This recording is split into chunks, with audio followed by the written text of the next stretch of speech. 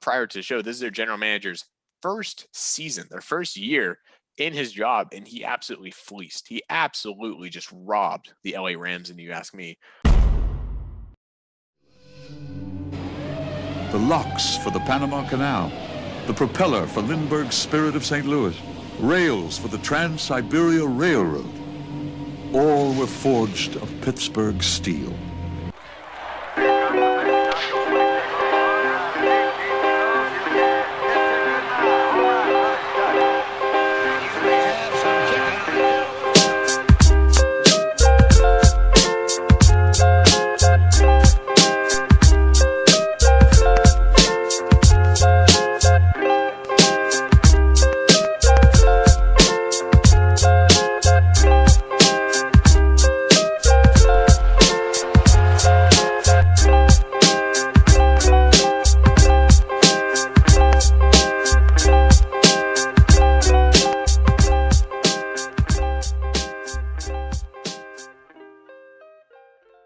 Everybody, and welcome back to The Point, your one-stop shop for all things sports, brought to you by the Pen, straight out of the Indiana University of Pennsylvania. My name is Riley Taylor, joined by Brett Marquardt and our producer Sean Seaman, and we are back for week two of the Point podcast here. Again, packed with a lot of stuff to bring right to you, and to start right off the bat, we're going to be talking about the Matthew Stafford Jared Goff trade that happened over the weekend.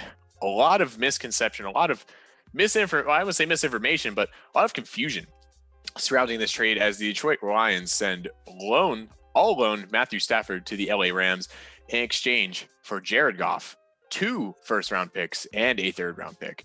And we're going to kind of just break this down right here. A team like the LA Rams that had been in the Super Bowl just 2 years ago. Jared Goff led them to the Super Bowl just 2 years ago. Never been a amazing quarterback, never putting up incredible numbers, but always a decent quarterback in the middle of the pack, and could win games and really allowed the LA Rams to compete in combination with their defense. And this comes as a shocker here. We had learned recently that Matthew Stafford wanted out of Detroit, and who blames him? Detroit has been full of mediocrity for years and years and years, and he's a fantastic quarterback.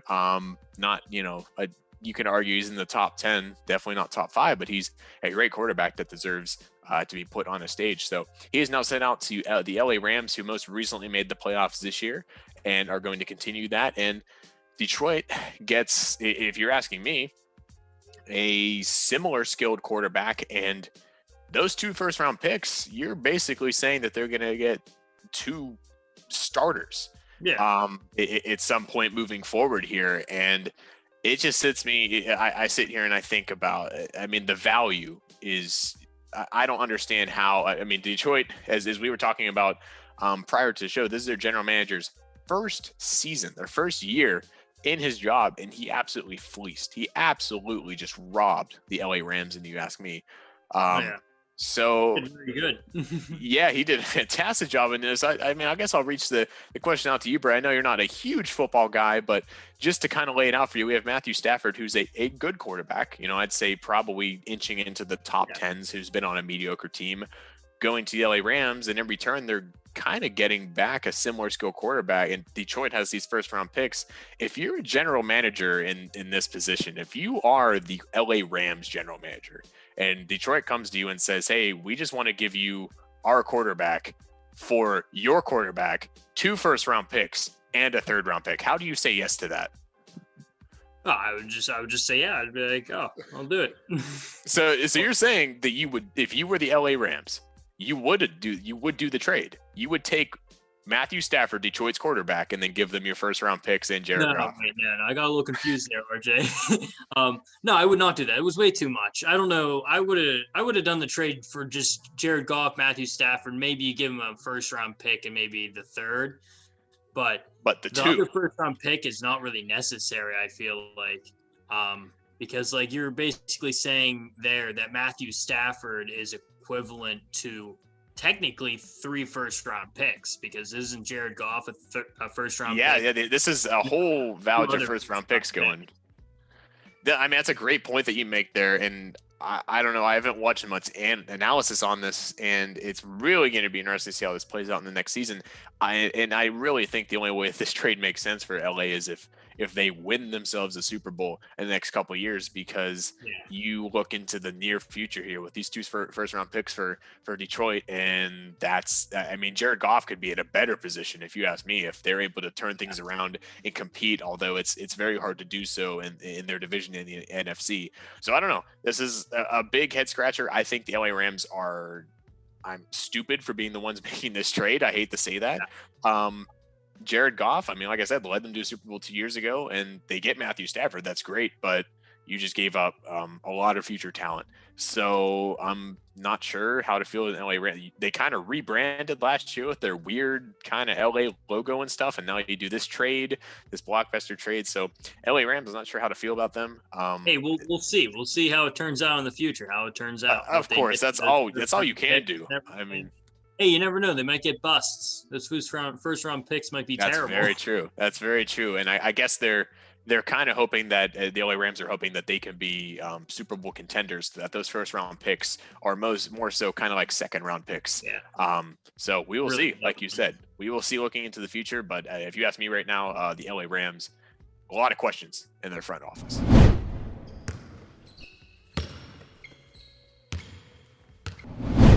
Moving into our second discussion topic of today, just over the weekend as well, the Brooklyn Nets signed veteran free agent guard Iman Shumpert to hopefully help with the defensive troubles that have settled in early in the season, as the Nets currently are kind of trying to dip in the first place in the East right beyond the 76ers and keeping ahead of the Bucks. So they're kind of solidified in second place moving forward. So Iman Shumpert, that's who they're thinking is going to be the move. They need the depth. They need the depth. They have one more free agency spot after this. I wonder who they're totally going to pick up someone else as well, just because they need the depth. Kevin Durant, Kyrie, and Harden are great players, but only one. Like most of them aren't really known for their defensive abilities. All offense, especially Harden. Yeah, especially Harden. Harden's actually not that bad defense. People say he's like really, really like bad, but no, he's probably actually, I would say, the best out of the two, Kyrie and Kevin Durant. Kevin Durant's really thin. I'm surprised I'm very happy actually that he came off that injury very well. I was concerned about that coming up on this year, but it seems like he's doing really well. But Iman Shumpert should do really well with their team. It's the defensive wing they need because they don't really have that much defense on their team. Of course, adding Shumpert isn't really anything huge, isn't anything great. I mean, he started the season without a team after playing last season with, I believe it was Oklahoma. Do you see this as being a great help to him?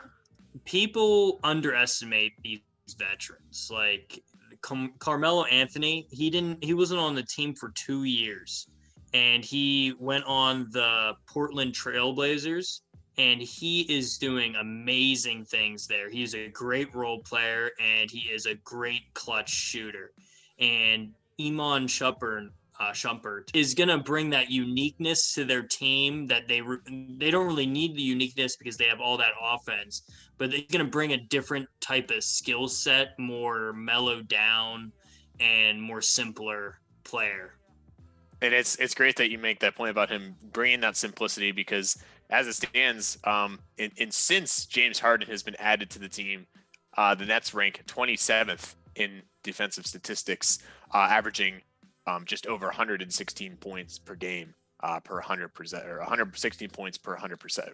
Yeah, they're not going to be a good defensive team, but their offense should push through. But it matters who they pick up. They have one more spot.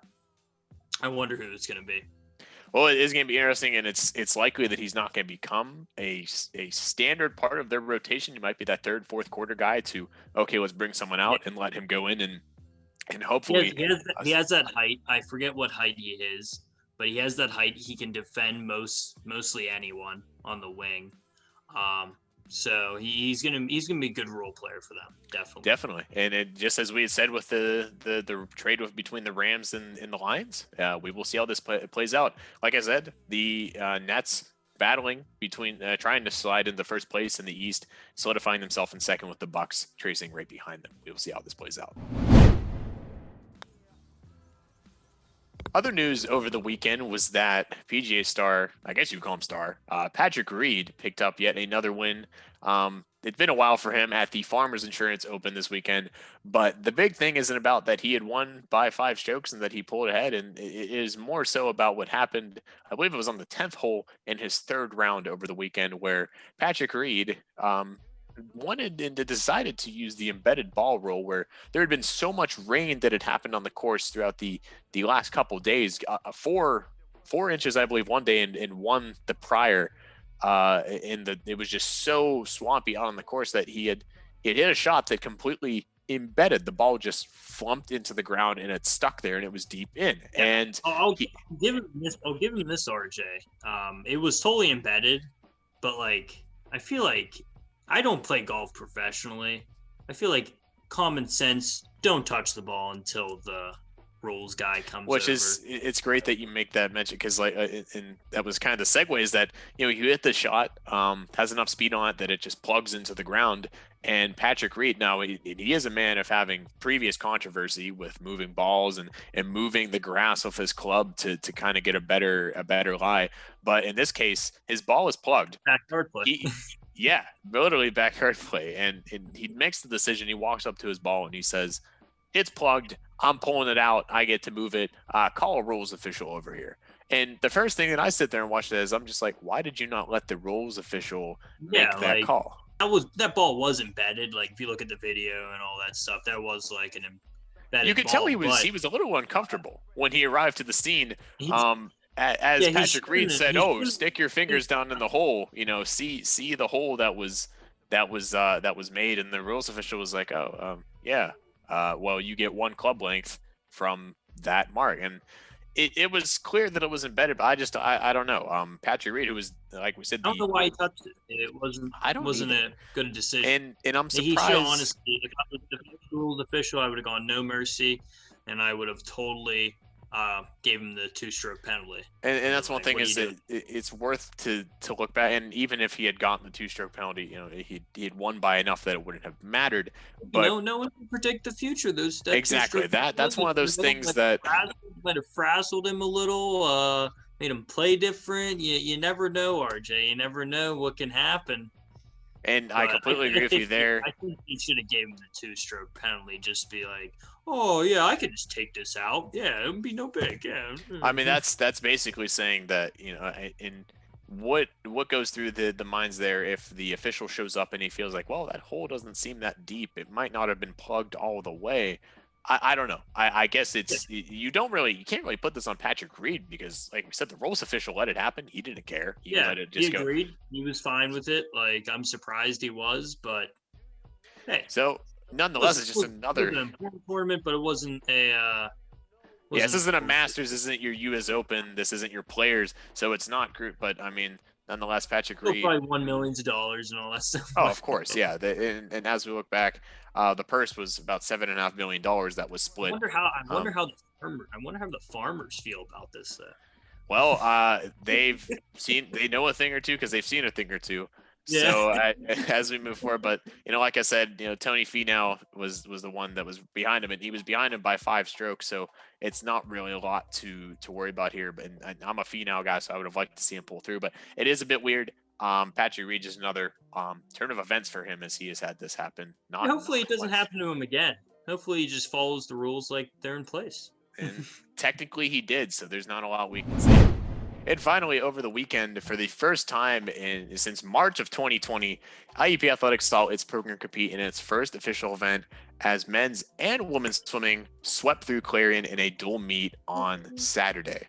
And it was an easy sweep for the Crimson Hawks in their return to competition, which these athletes were just raring to go with, finally as the first athletes to do competition in almost a year, with the men winning 127-72 and the woman following up with a victory of 147-52. On the women's side, the big name is Paige Mikesell, who posted IUP's first NCAA Division II B cut time of the year with a mark of 152.72 in the winning of the 200 free. The Crimson Hawks will then host Wheeling in a dual meet Saturday, February 6th. But again, due to restrictions and as we all know of COVID-19, unfortunately, spectators will not be allowed. But look forward to IUP men's and women's swimming as they will host and take on Wheeling on February 6th. Let's go IUP! Well, thank you everybody for tuning into our second episode here of our podcast, vodcast, whatever form you are listening. If you're listening, if you're watching, of The Point. Of course, I'm Riley Taylor, joined by Brett Marquardt and our producer, Sean Seaman. A lot of great topics here for you. We will look forward to seeing you next week with a lot more sports analysis for you. We thank you for tuning in and stay safe.